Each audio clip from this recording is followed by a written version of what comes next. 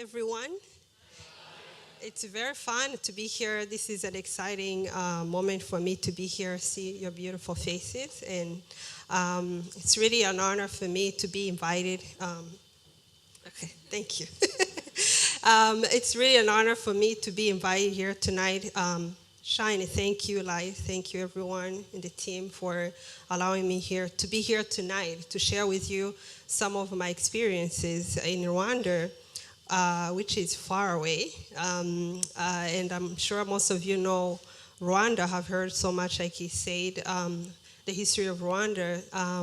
But the country, even though I'm going to tell you about the history of genocide, but the country has completely changed. I urge you to visit the country and see how we are moving forward. We are doing amazing things, and it's a beautiful country. We are thriving in so many areas. So 24 years ago, I was 14 years old, very happy teen with my parents, and not knowing the world was not,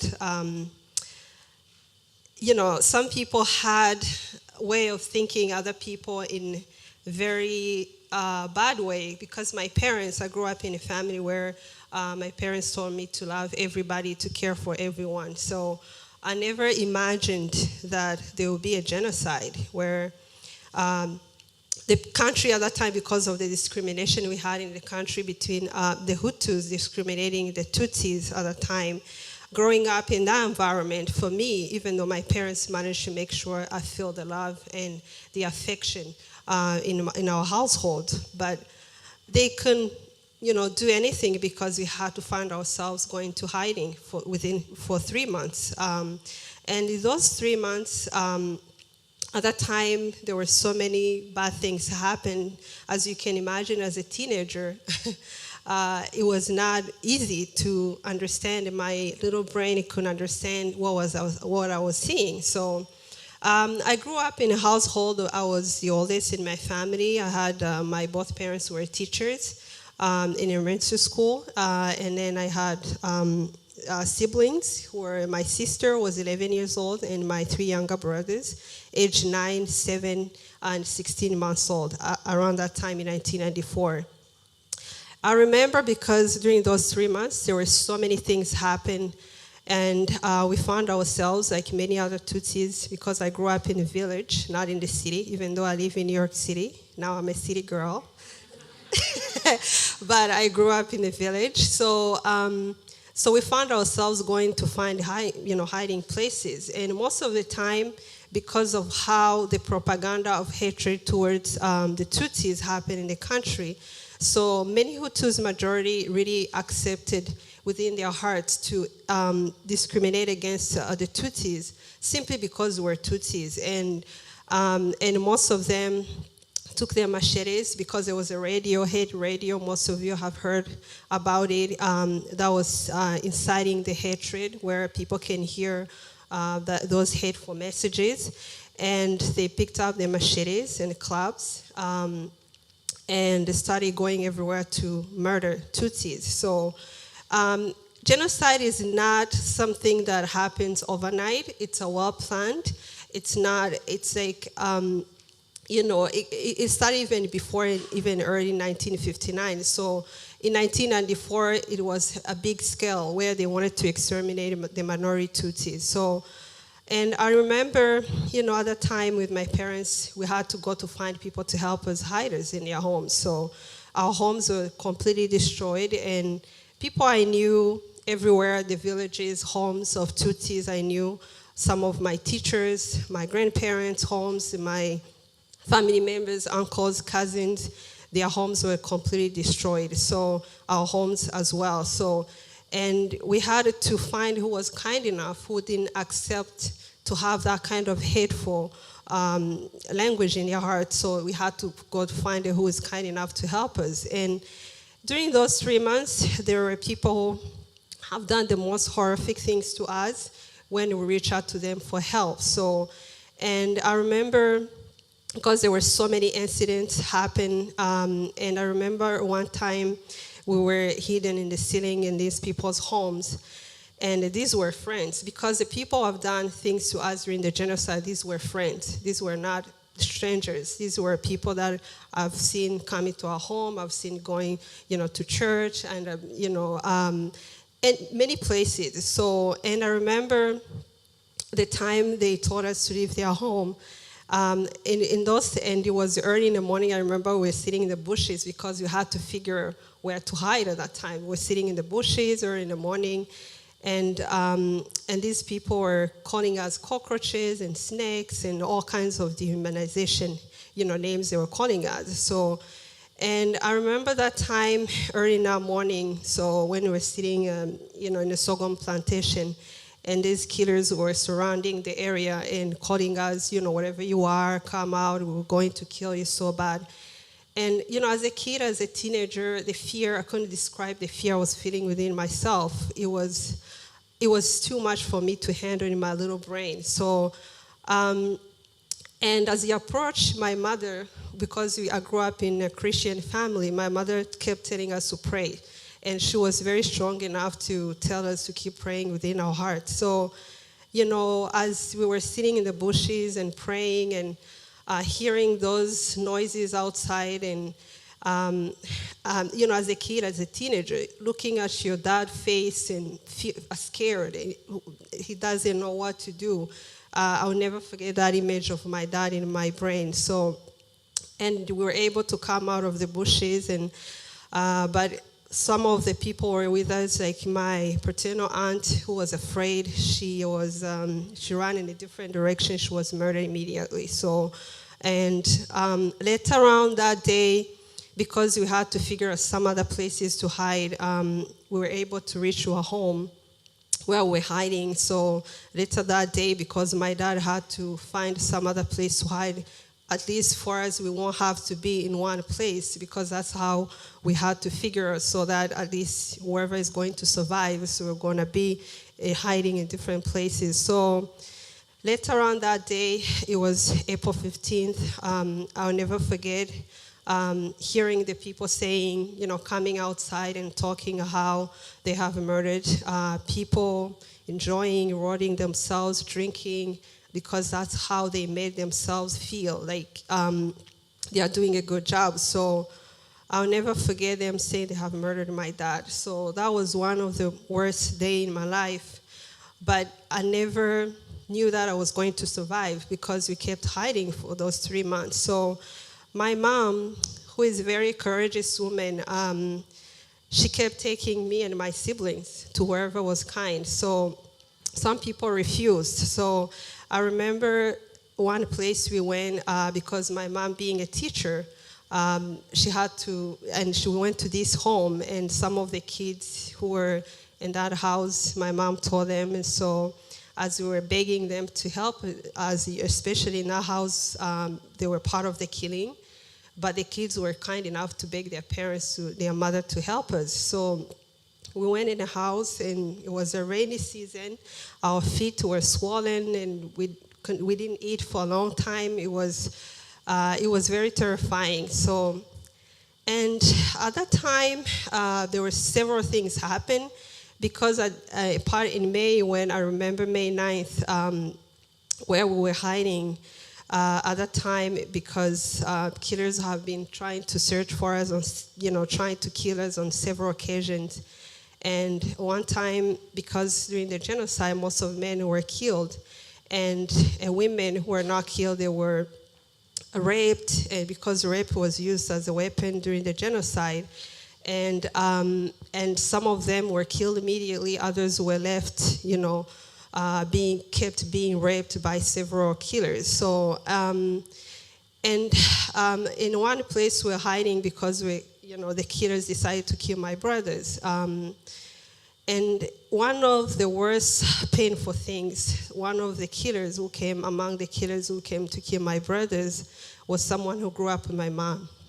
And my mom considered to be like a brother. So because for me, when I used to go to my grandmother, this is someone I used to come to see all the time. I thought they were part of our family. So, and he came and took my 3 younger brothers, along with the other killers.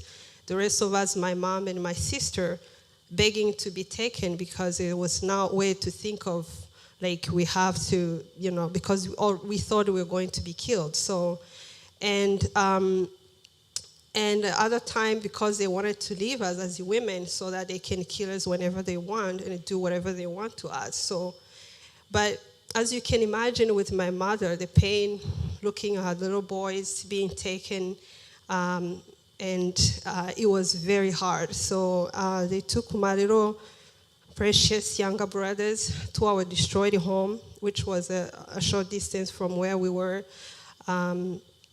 And they slaughtered them and threw their bodies in the septic tank.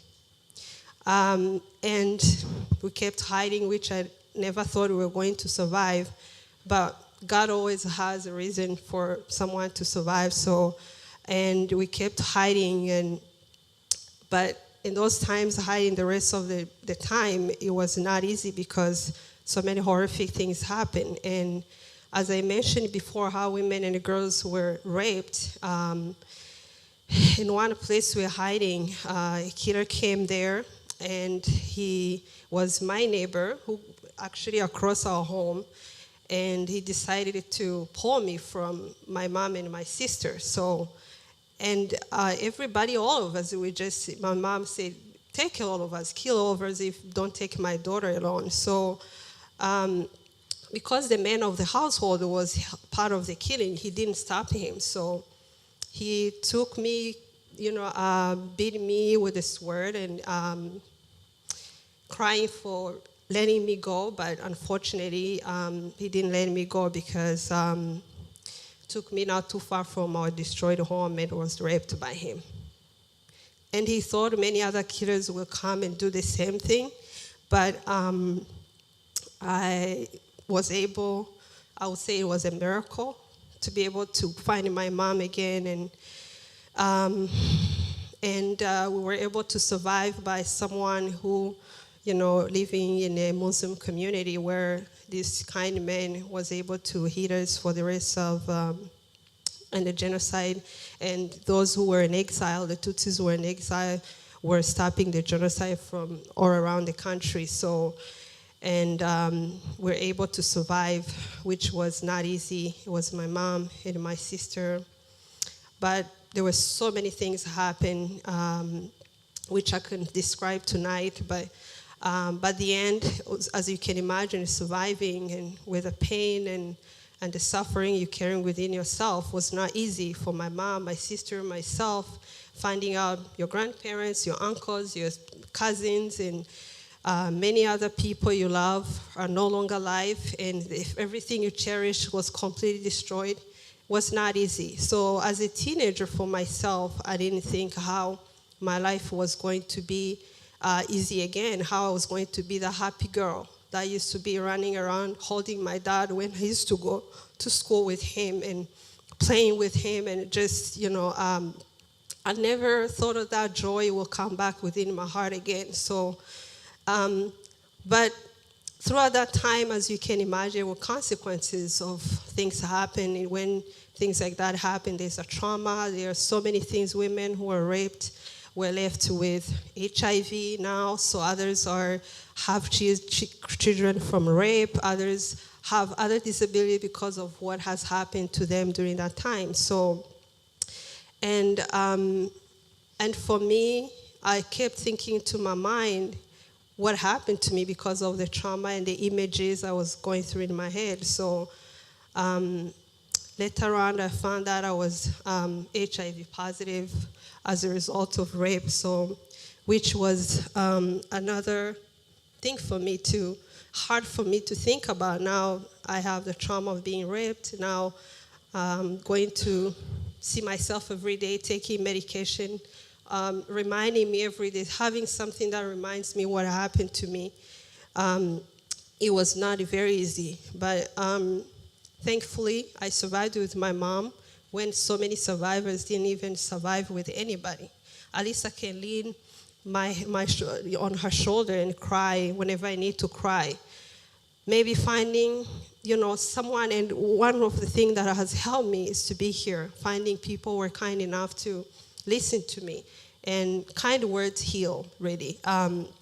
Finding someone to open your heart and listen to you when you don't have the words to describe your pain. For me, I didn't have the words to describe what I was feeling. But thankfully, my mom, who encouraged me throughout the time that I should not carry any anger or hatred within myself, because in order for me to have a well-being, in order to have a healthy life, to be able to remain strong and be able to move on, I should not carry that. We should be example that what happened, we should not be like those who were doing that to us. We should, be different. So for me, it was not easy, but gradually I learned. It was painful. It was the pain that I was carrying within myself. I learned to never give up. So constantly to reminding myself that there's a reason why I'm alive. So many others couldn't make it. And for me, being here, that I know there are so many women like myself who are not going to be able to tell their stories. And I'm here. And I've had people have listened to me, who have given me the chance to open up and be able to feel like there's a load lifted off my shoulder. I'm no longer feeling the same way I was feeling. I need to be a voice for them. I needed to be able to share that story. At least that young woman in my village who was murdered, no longer to be here. I'm speaking on her behalf, at least even though I may not be described the pain she went through, and which might not be similar, which hers was maybe the worst painful experience, but at least being the voice of hers. So for me, when I speak, I feel that it helps me in my healing journey as well. So I've had so many ways, because being, a Christian, also praying and having to listen to incredible people here. I've read so many books, like, Dr. Wayne Dyer's book and many other people, and Maya Angelou and many others here who have inspired me that I should not, I should not allow what happened to me to dictate how I live my life. So to me, I had to follow those people and listen to those people.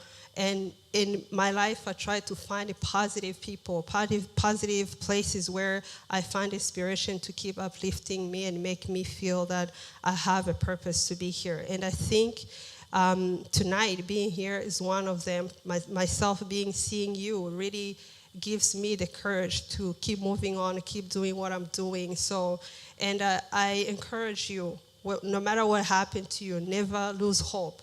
This is one of my mantra, never lose hope. And as one, I want to leave you with this. No matter what horrible circumstances you may face in your life, never lose hope. For losing hope is the beginning of your own self-defeat. So I wrote this book. I wrote a book about my experience because I could not talk. Everything has happened.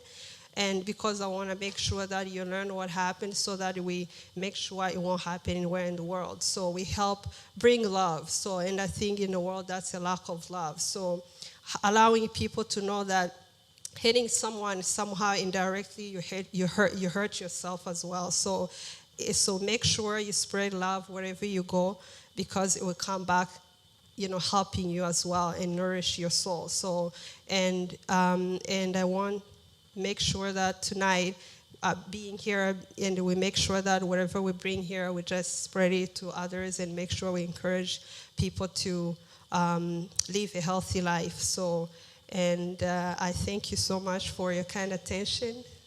God bless.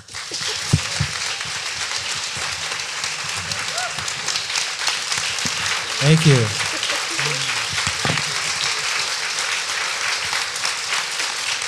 Look at that. Take a couple questions from the audience as well. Thank you so much for sharing your story. Obviously, you've shared the story many times before. And one of the things that I was kind of wondering is that now that you are here in New York, right, you're in your 30s, it appears as though far away from those days when you were 14 years old, does the Consolee of 2018 ever have bad days, or do you go right back whenever anything, so-called bad is happening? You think, oh, I could survive this. This is nothing, whatever it is. Do you ever have bad days, or are you positive all the time, or how are you experiencing life now? Actually, being in New York, it was one of the best choice I've made in my life, because New York City is one of the places that uplifts you. No matter what happens, you always find something that allows you not to think too much about your pain. So for me, whatever happens, I'm not always like, of course I feel sad about what's going on around the world. So even here, so it's painful for me.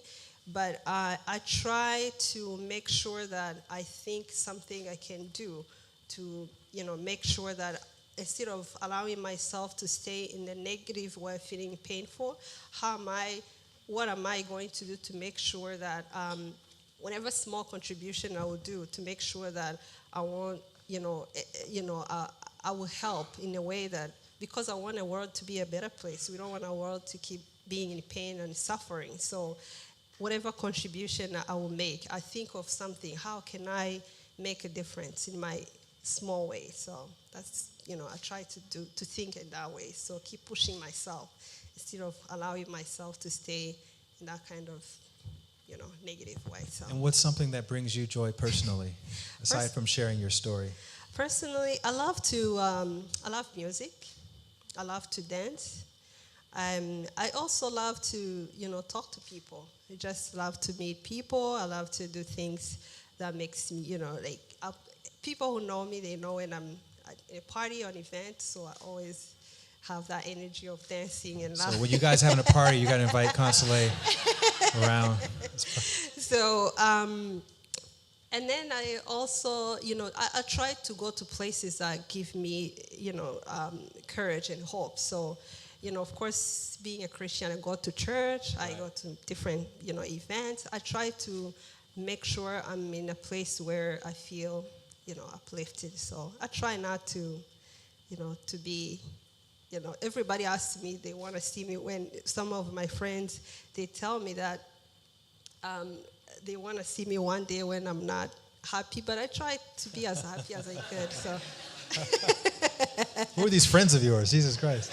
Well, don't they know? All right, let's take a couple of questions. Yeah. Does anyone have any questions? Yes, sir? Thank you. My question is about trust and how you learn to trust again. You talked about having people from various parts of your life, teachers, neighbors. Yeah, just would love to hear about what that process was like. I think trust, of course, it takes a while. But one of the things I'm so grateful about, it was not only for myself.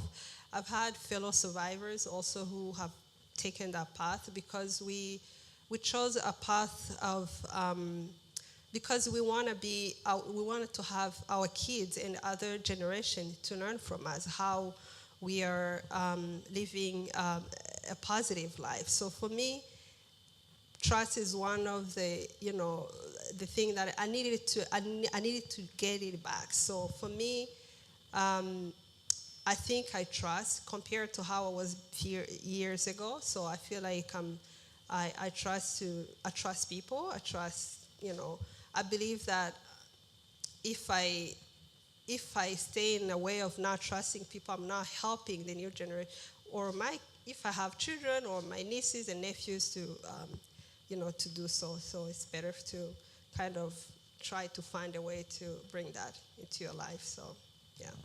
So, last question. Your book, Test It to the Limit, a genocide survivor's story of pain, resilience, and hope. So back in 1994, right. Who was between your mother, you, and whoever else was around you immediately, who was the source of hope? Did you have an angel of hope that was keeping you going, or were you that angel? My angel is my mom. I call her my Shiro. So I talk a lot. She's one of the strongest women I know. I talk a lot about her in the book, how amazing she is, and